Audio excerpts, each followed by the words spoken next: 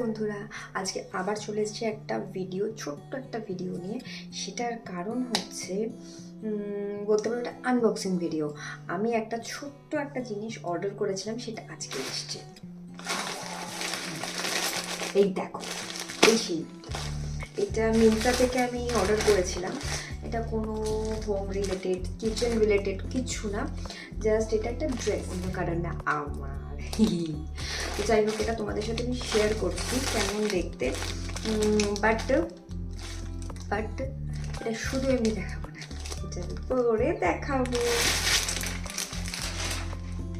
এই কিন্তু আমার খুব ভালোই লেগেছিল।